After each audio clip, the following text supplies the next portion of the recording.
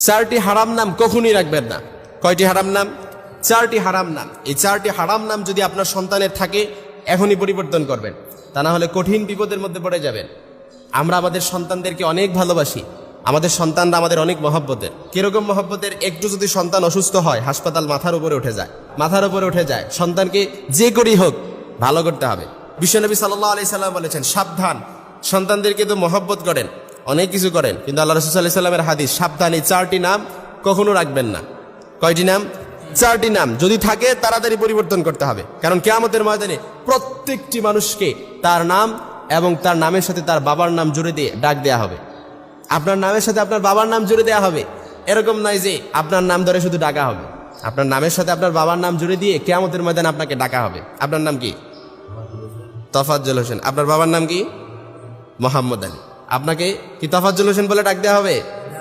তোফাজ্জল হোসেন ইবনে মোহাম্মদ আলী, এভাবে আপনাকে ডাক দেওয়া হবে। অর্থাৎ কিয়ামতের ময়দানে আপনার নামের সাথে আপনার বাবার নাম জুড়ে দেওয়া হবে। যারা সৌদি আরবে থাকে তারা হয়তো দেখে যে নামের সাথে কি থাকে? বাবার নাম থাকে।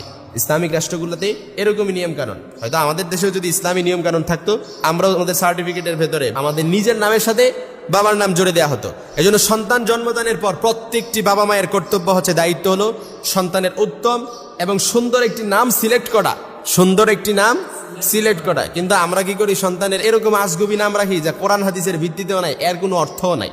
এজন্য সন্তান জন্মদানের পর আপনার বাবা মায়ের হিসেবে কর্তব্য হচ্ছে আপনি তার একটি উত্তম নাম রাখেন, তার আকিকা দেন, 7 দিনের ভেতরে আকিকা দেন। কিন্তু আমরা আজকে কি করি? আকিকা না দিয়ে ওই যে সুন্নতে খতনার সময় অনুষ্ঠান করি, বিশাল বড় অনুষ্ঠান, সুন্নতে খতনা করে, অর্থাৎ আকিকা দেওয়ার নাম নাই। যে ব্যক্তি সুন্নতে খতনা করে বিশাল অনুষ্ঠান করে, ওরে গিয়ে জিজ্ঞেস করেন যে তোমার ছেলের আকিকা দিছে কিনা, বলতে পারবে না।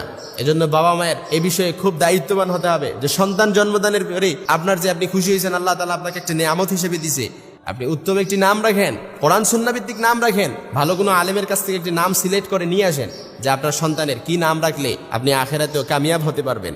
এই নামের কারণে এমনও হতে পারে যে আপনি জান্নাতের বাসিন্দা হয়ে যেতে পারেন।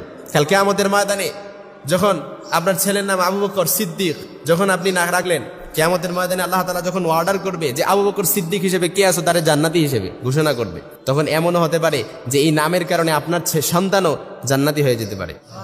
কারণ আল্লাহ তাআলা তখন ওয়ে খুঁজবে তার বান্দাকে কিভাবে মাফ করা যায় কিয়ামতের ময়দানে।